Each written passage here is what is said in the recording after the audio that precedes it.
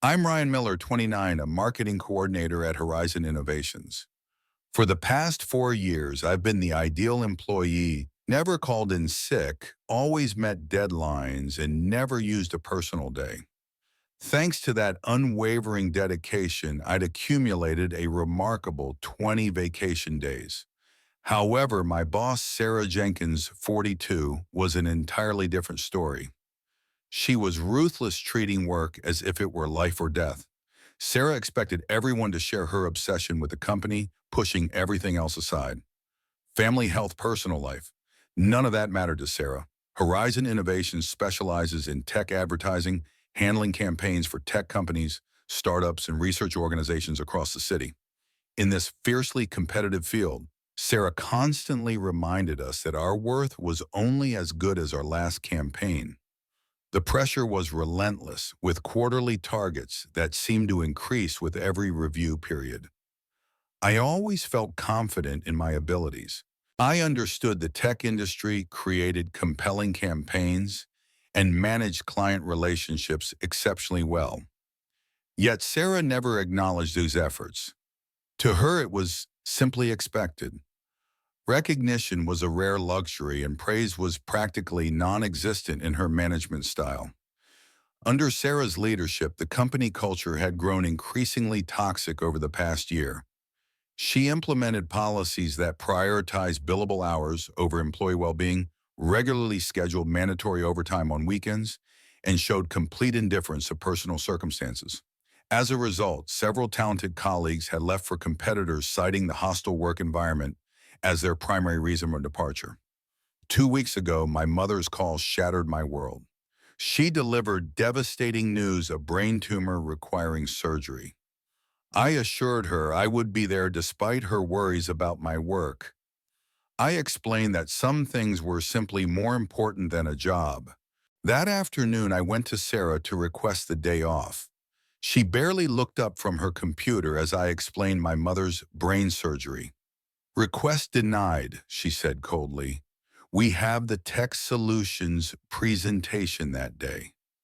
Despite my 20 unused vacation days and perfect attendance record, she insisted she couldn't spare me because I was reliable, and the account was worth $2 million annually. "This company pays your salary," she declared. "Your loyalty should be to Horizon Innovations, first, family second. If you can't handle that prioritization, maybe you're not the right fit here." Her cold response shocked me after 4 years of excellence. When I suggested someone else handle the presentation, she declared her decision final and dismissed me. Now, I need to tell you something about my mother that I've never told anyone at work. My mother is Dr. Eleanor Vance, the head of neurosurgery at University Medical Center.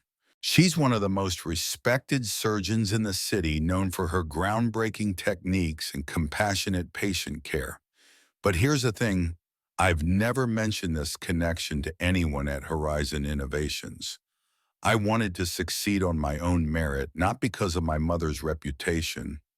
So when we started working with University Medical Center 2 years ago, I kept quiet about the family connection. It was challenging watching my colleagues discuss my mother's department while remaining silent about our relationship. What Sarah didn't know was that my mother isn't just any doctor at University Medical Center. She's the chief of surgery and sits on the hospital's executive board. She has significant influence over budget decisions, including marketing expenditures. More importantly, she chairs the Regional Medical Ethics Committee and serves on the boards of 3 other major healthcare institutions in our city. Her professional network extends throughout the entire medical community, encompassing hospital administrators, department heads, and influential physicians across multiple specialties. Friday morning, I called in sick and spent 6 agonizing hours in the waiting room while surgeons removed my mother's tumor. When she woke up, her first concern was whether I had gotten in trouble at work.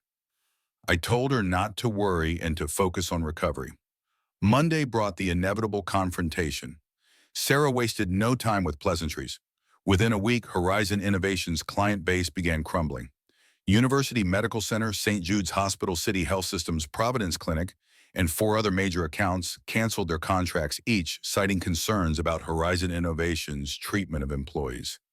The financial impact was catastrophic, representing nearly two-thirds of the company's annual revenue and leaving remaining staff wondering about job security.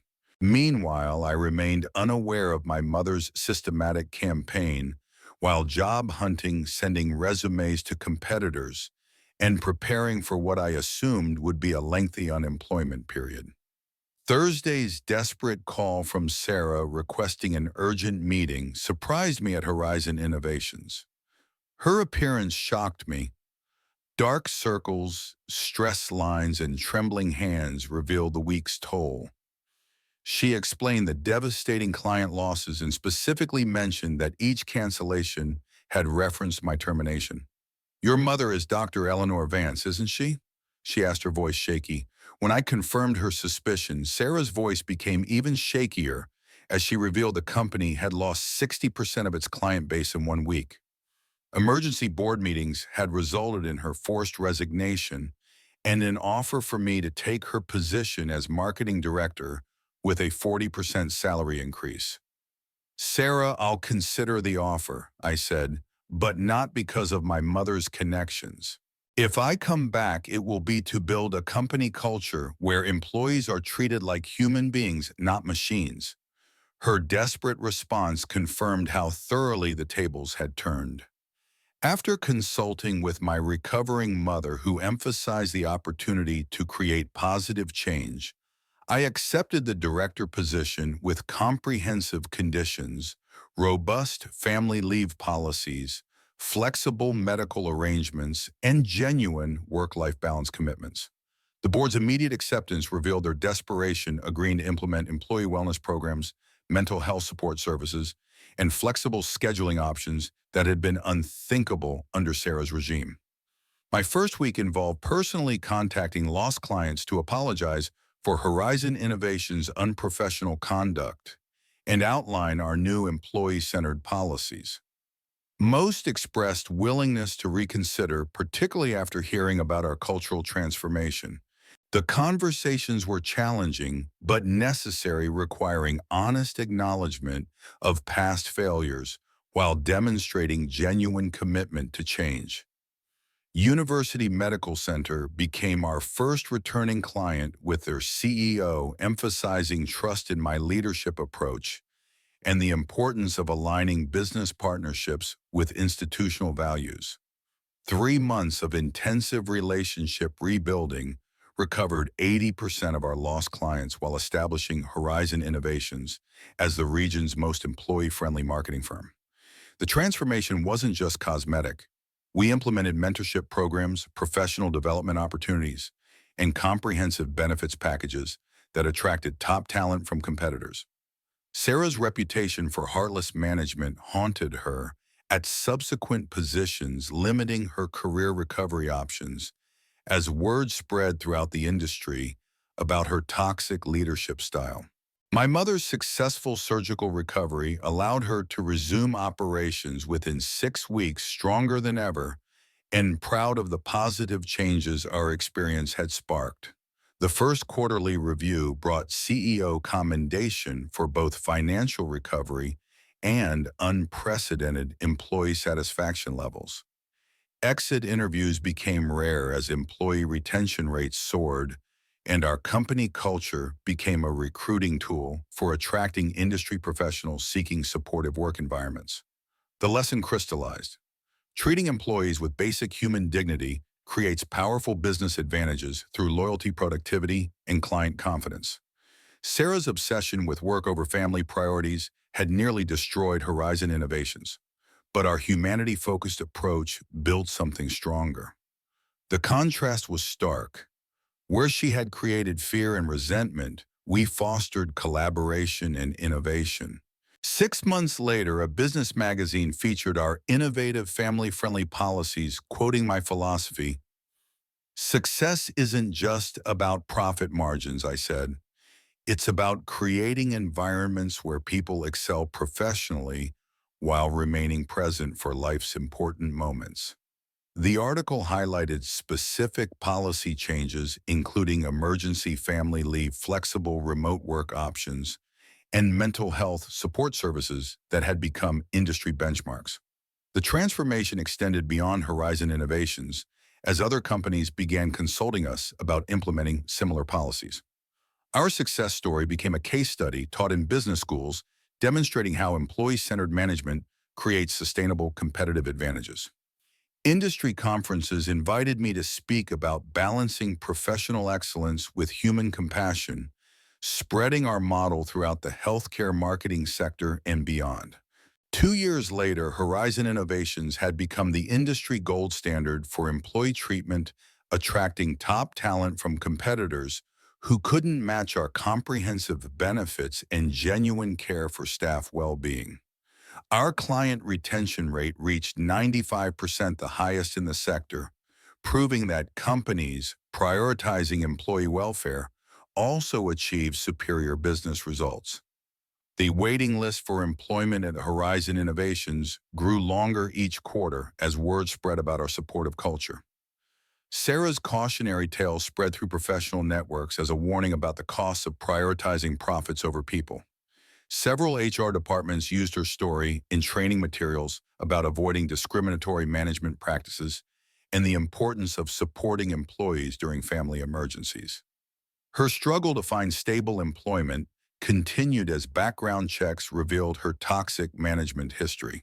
My mother, now fully recovered and serving on additional medical boards, often referenced our experience when advocating for better workplace policies in healthcare institutions.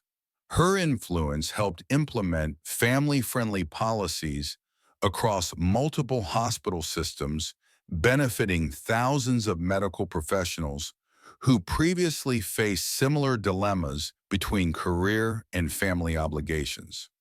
The ripple effects continued expanding as employees who experienced our supportive culture carried those values to other organizations, gradually shifting industry standards toward more humane management practices. Former Horizon Innovations employees became ambassadors for compassionate leadership, implementing similar policies at their new companies and creating a network of organizations prioritizing employee well-being. What began as one manager's heartless decision ultimately sparked widespread positive change across the tech marketing industry, demonstrating that a single act of cruelty can inadvertently become the catalyst for systematic improvement.